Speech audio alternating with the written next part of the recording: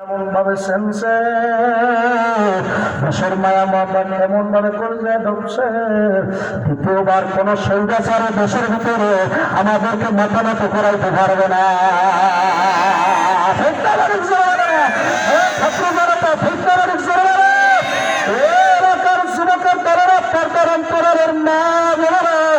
বরিশাল কলেজের সামনে, পিএম কলেজের সামনে আমি গাড়ি নিয়ে দাঁড়াই রয়েছি। সারসিনা হুজুর কেবলা মারা গেল, আল্লাহু আকবার, জানাজায় গেছি।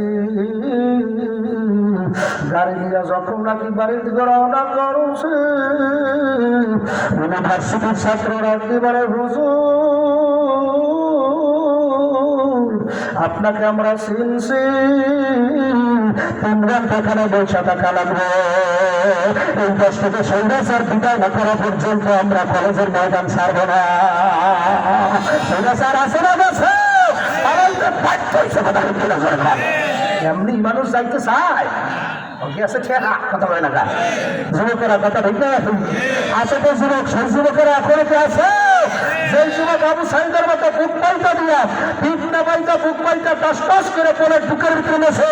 এই যুবকটা কারাপ্তার ইসলামের জন্য দরকার আছে, লাগবে ইসলামের জন্য যদি বুকটা থাকতে পারে, এটা আল্লাহর রহমত, আল্লাহ 30 পারা কোরআনের আইন চালিয়ে কথা বলে না।